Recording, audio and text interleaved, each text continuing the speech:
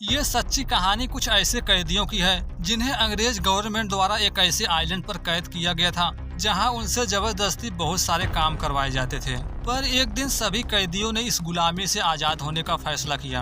अंत में वह समय भी आया जब इनसे पेड़ कटवाने के लिए जंगल में ले जाया गया, जहां मौका पाकर सभी कैदी 9-2-11 हो गए। आगे चलकर ये भले ही गुलामी से आजाद हो गए, पर जंगल में पहुंचकर जो इनके साथ हुआ किसी ने भी उम्मीद नहीं की थी।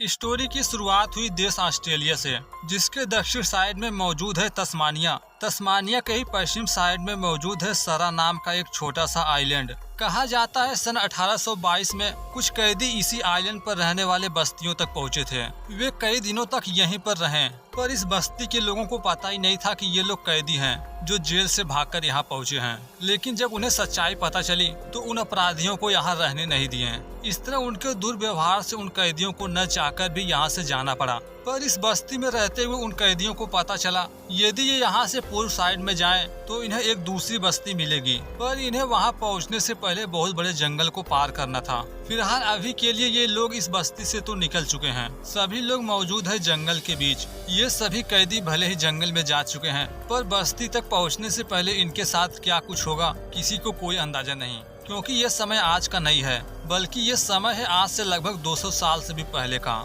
जहां इनके पास ना ही उस बस्ती का मैप है ना कोई कंपास। पर इतने लंबे समय तक सरवाइव करने के लिए खाने पीने का कोई भी सामान नहीं है। ये जंगल को कैसे पार करेंगे ये बहुत बड़ी प्रॉब्लम थी उनके लिए। पर अब जो कुछ भी होगा वो आगे ही देखा जाएगा। सभी कैदियों ने अपना सफर शुरू किया। बस्ती से निकलने से पहले इन्होंने खाने पीने का थोड़ा बहुत सामान ले लिया था। अगले कई दिनों तक उसी से काम चलाया गया, पर समय के साथ लाया हुआ भोजन भी खराब हो गया। शुरुआती टाइम में इनके पास जो कुछ भी खाने पीने का था सभी लोग मिल बांट कर खाते थे, पर जैसे इनका भोजन खत्म हुआ ये एक दूसरे के हिस्से का भी भोजन खा जाते थे। इस तरह जैसे जैसे समय गुजरता गया खुद सरवाइव करने के लिए एक दूसरे से ही मारपीट कर लेते थे।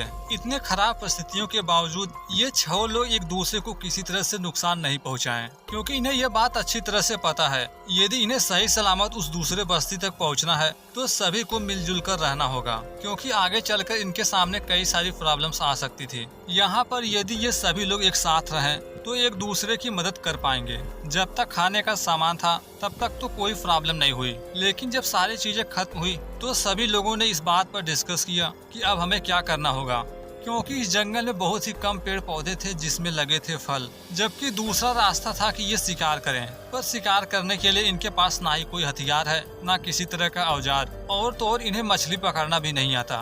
पर अभी जैसी भी सिचुएशन है ये बस चलते जा रहे हैं। करीब 2 दिन चलने के बाद इन्होंने पाया ये तो बस चलते जा रहे हैं, पर जंगल है कि खत्म होने का नाम नहीं ले रहा। पूरे रास्ते में जंगल, नदी तथा झील ही दिख रही थी। दूर दूर तक इंसानी बस्ती का कोई नामो निशान नहीं।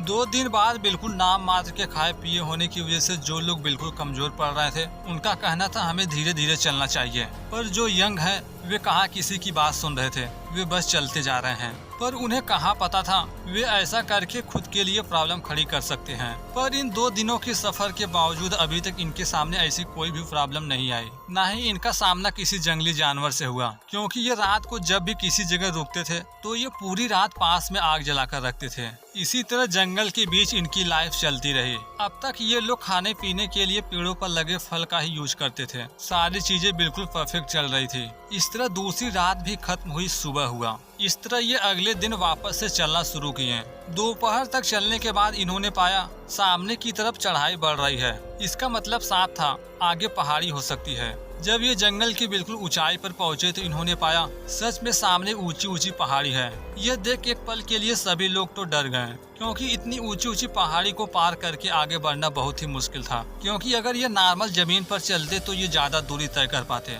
पर इस तरह पहाड़ी इलाके में एक बार पहाड़ी पर चढ़ना फिर नीचे उतरना, सेम इसी तरह से आगे भी प्रोसेस करते रहना काफी चैलेंजिंग टास्क था। और तो और ये सर्दियों का समय है। काफी सोच विचार के बाद इन्होंने फैसला किया हम वापस पीछे तो लौट नहीं सकते, इसलिए आगे चलना ही सही होगा। इस तरह ये पहाड़ी के लेफ्ट साइड में निकल पड़े। शाम होते होते पहाड़ी के बिल्कुल नजदीक पहुंच गए। जहां पहुंचने के बाद इन्होंने पाया मौसम खराब हो रहा है, बर्फबारी होनी शुरू हो गई। इस तरह के ठंड से बचने के लिए इनके पास पर्याप्त कपड़े भी नहीं थे। कुछ ही समय में अंधेरा भी होने वाला था, इसलिए देरी न करते हुए किसी सेफ जगह की तलाश की गई जहां ये रात गुजार सकते थे। फाइनली पहाड़ियों के बीच एक गुफा जैसी जगह मिली जहां बर्फीले तूफान का असर बिल्कुल कम था। वहीं पर आग जलाकर रात गुजारने का फैसला किया गया। यहाँ पहुँचते पहुँचते इन्हें इस बात का एहसास पूरी तरह से हो चुका है कि शायद ये गलत डायरेक्शन में आ गए हैं। ये एरिया इनके लिए सेफ नहीं है, इन्हें जंगली एरिया से होकर आगे बढ़ना चाहिए। पर उनमें से कुछ लोग ऐसे थे जो इस चीज से एग्री नहीं है। इन्हीं चीजों को लेकर उनके बीच बहसबाजी भी हुई, पर अंत में यही डिसीजन लिया गया कि जितना हो सके ये पहाड़ी से दूर होकर आगे बढ़ें। फिलहाल ये रात भी जैसे तैसे कट गई। सुबह हुआ। रात को इन्होंने जैसा प्लान किया था, सुबह फॉरेस्ट एरिया से आगे बढ़ने लगे। सुबह के 2 से 3 घंटे के सफर के बाद ये एक ऐसी जगह पहुँचे जो दिखने में बहुत खूबसूरत था। पास में एक बड़ा सा झरना है जिसके दोनों तरफ ऊंची ऊंची चट्टानें थी। फाइनली इन लोगों ने फैसला किया कि आज रात हमें यहीं रुकना चाहिए, शायद आगे चलकर इससे सुरक्षित जगह न मिले।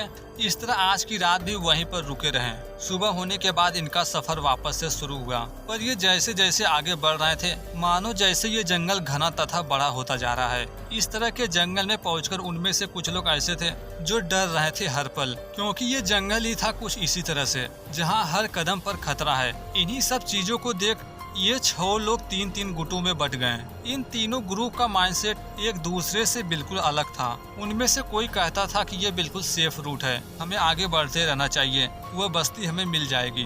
पर उनमें से कुछ का कहना था हम गलत डायरेक्शन में जा रहे हैं, अब तक बस्ती तक पहुंचना होता तो पहुंच चुके होते, हमें नहीं लगता हम कभी पहुंच पाएंगे। अब तक इन्हें खाने के लिए पेड़ पर फल वगैरह मिल जाया करते थे, पर इस जंगल में पहुंचकर इन्हें एक भी ऐसा पेड़ नहीं दिखा जहां कुछ खाने के लिए मिला हो। ये जिस बहादुरी तथा उत्साह के साथ भागे थे, पर यहाँ पहुँचते पहुँचते इनकी बहादुरी तथा उत्साह पूरा खत्म हो चुका है। साथ ही साथ इनका माइंडसेट भी बिल्कुल चेंज हो चुका है। आगे इसी बात पर डिस्कस हुआ कि इन्हें किस तरफ चलना चाहिए, जिनमें से 2-2 डिसीजन आया। 4 लोग तो राइट साइड चलने को कहे, जबकि उनमें से 2 ऐसे थे जो उस डायरेक्शन में जाने से मना कर रहे हैं। अंत में जब उनकी बातें नहीं मानी गई तो ये दोनों लोग उनके साथ जाने से मना कर दिए। इस तरह ये चारों राइट साइड में गए, जबकि 2 लोग लेफ्ट साइड। फाइनली कुछ ही घंटों में रात हुई।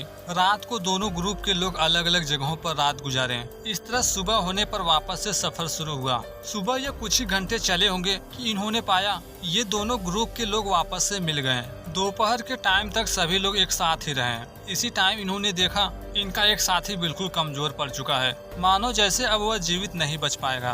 पर ये चीजें इतनी जल्दी होगी किसी ने उम्मीद नहीं की थी। कुछ ही घंटों बाद उन्होंने पाया उस बंदे की डेथ हो चुकी है। जैसा कि इनके पास खाने पीने का सामान बिल्कुल खत्म हो चुका है, इस तरह इन्हें न चाहकर भी भूख मिटाने के लिए नरभक्षी पर स्विच होना पड़ा। रात को अपने ही मरे हुए साथी का मांस पकाकर खाया। इस तरह इनका एक साथी कम हो चुका है। फाइनली रात गुजारने के बाद सुबह ये वापस से चलना जारी किए। वहाँ से थोड़ी दूर आगे बढ़े होंगे कि ये देखते हैं कि सामने एक नदी है। नदी तो काफी छोटी थी, पर पानी का फ्लो काफी तेज है। ऐसे में ये नदी पार करने की कोशिश किए तो वे आसानी से बह जाएंगे। ये सभी खड़े होकर यही सोच रहे थे कि नदी किस तरह पार किया जाए कि तभी एक बंदा कुछ सोचे बगैर पानी में उतर गया। स्टार्टिंग में सभी साथियों को लगा कि ये पागल हो चुका है, मरेगा, लेकिन जब उन्हें लगा वह आसानी से तैरकर उस पार चला जाएगा तो बाकी लोग भी एक एक करके उस पार जाने के लिए पानी में उतरे। नदी पार करने से पहले जो 2 लोग विपरीत डायरेक्शन में गए थे, नदी के इस पार आने के बाद ये वापस से दूसरे डायरेक्शन में जाने का फैसला किए। इस तरह जो ग्रुप एक बार बिछड़कर वापस मिली थी दोबारा से अलग अलग हो गई। इसी तरह इनका कई हफ्तों तक सफर चलता रहा। दोनों ग्रुप के लोग जंगल में आने वाले हर तरह के प्रॉब्लम का सामना करते हुए बढ़ रहे थे आगे, पर इनकी जो मंजिल है वो बस्ती अभी तक नहीं दिखी। ना ही इन्हें कोई ऐसा सिंबल दिखा जिससे ये एहसास हो ये बिल्कुल सही डायरेक्शन में जा रहे हैं। पर फिर भी इन सब चीजों को जानने के बावजूद ये इसी तरह आगे बढ़ने के लिए मजबूर थे। आगे चलकर जो 4 लोगों का ग्रुप था उनमें जब भूख प्यास हद पार करने लगी तो वे एक दूसरे को ही मारने लगे, पर उनमें से ऐसा कोई भी नहीं था जो बाकियों के लिए अपने आप को खत्म करे। वहीं दूसरी तरफ वे दोनों लोग अभी भी कंटिन्यू चल रहे हैं, पर उनमें से एक बंदे की हेल्थ लगातार खराब हो रही है। यहाँ देखा जाए तो इन दोनों के पास भी खाने पीने का कोई सामान नहीं है, लेकिन ये एक दूसरे पर किसी तरह का कोई हमला नहीं किए, क्योंकि इनकी बॉन्डिंग बाकी लोगों की तरह नहीं थी। ये दोनों एक दूसरे को अच्छी तरह समझते थे, लेकिन जब एक बंदे की हेल्थ खराब होने लगी तो वह दूसरे बंदे से कहा कि तुम मुझे मार डालो, वैसे भी मैं अब और समय तक जीवित नहीं रह पाऊंगा। शायद मेरे मरने के बाद तुम जीवित बच पाओ, पर वह ऐसा करने को बिल्कुल रेडी नहीं है।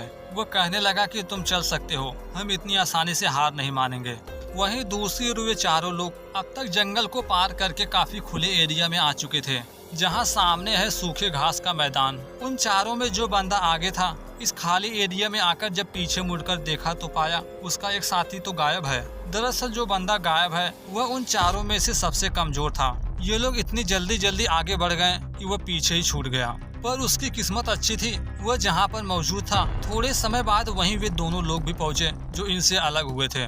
इस तरह 3 लोग जंगल से बाहर निकल चुके हैं, तो 3 लोग हैं अभी भी जंगल के अंदर। फाइनली कुछ ही घंटों में रात हो गई। ये तीनों लोग अभी भी जंगल से बाहर नहीं निकल पाए थे। फाइनली रात गुजारने के लिए जंगल में ही रुका गया। सुबह होने के बाद जब ये वापस से चलना शुरू किए तो हमें पता चला ये उस डायरेक्शन में जा ही नहीं रहे जिस तरफ गए थे वे 3 लोग। दोपहर के बाद इन्होंने पाया कुछ दिनों पहले जिस बंदे की हेल्थ खराब थी अब हो चुकी थी और भी खराब। वह चलने के कंडीशन में बिल्कुल नहीं है।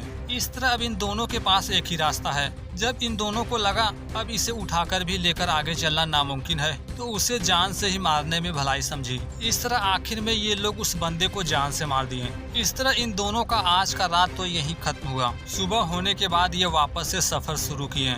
इस तरह आगे भी ये दोनों लोग करीब 1 हफ्तों तक सफर जारी रखें, पर इस बीते 1 हफ्ते बाद इन्हें एहसास हुआ शायद ये अपने दूसरे साथियों से बहुत दूर जा चुके हैं, अब ये कभी नहीं मिलेंगे। क्योंकि सच्चाई भी थी कुछ इसी तरह से। दोनों ग्रुप एक दूसरे से बिछड़ चुकी थी। जो ग्रुप जंगल से बाहर निकल चुकी है उनमें से भी एक बंदा जीवित नहीं रहा, यानी इस ग्रुप में भी सिर्फ 2 लोग हैं। इस तरह आगे दोनों ग्रुप के लोग बस्ती की तलाश में आगे बढ़ते रहे, पर ये इस बात से अनजान है ये तस्मानिया के एक ऐसे जंगल में मौजूद हैं जहां ये बुरी तरह से फंस चुके हैं, जहां सन 1822 के टाइम यहां से बाहर निकलना लगभग नामुमकिन था। इसके बाद दोनों ग्रुप के लोग एक दूसरे से बिछड़ने के साथ साथ जंगल में ही कहीं खो गए। इन्हें जिस बस्ती की तलाश थी वहां तक कभी नहीं पहुंचे। दूसरा ग्रुप जो जंगल के रास्ते आगे बढ़ रहा था, समय के साथ उनमें से एक और बंदे की हेल्थ खराब हो गई। जब तक वह चलने के कंडीशन में था तब तक दोनों एक साथ चलते रहे, पर जब उस बंदे की हेल्थ इतनी खराब हो गई जिसका मरना तय था, तो दूसरा बंदा उसे आगे इस तरह तड़पते हुए नहीं देख सका। अंत में न चाहकर उसे जान से मार दिया। इसके बाद बचे हुए 3 लोगों के साथ क्या हुआ, जंगल में वे भी मारे गए या फिर किसी जंगली जानवर का शिकार हुए, ये रह गई थी सिर्फ एक मिस्ट्री। किसी को नहीं पता उनके साथ क्या हुआ था। ये जिस बस्ती की तलाश में जा रहे थे आगे चलकर पता चला सरा आइलैंड से जो 6 कैदी भागे थे वे कभी भी उस बस्ती तक नहीं पहुँचे। क्या वे रास्ता भटक गए थे या बस्ती तक पहुँचने से पहले ही दम तोड़ दिए? सवाल तो कई थे पर इसका जवाब किसी के पास नहीं था। Thanks for watching this video.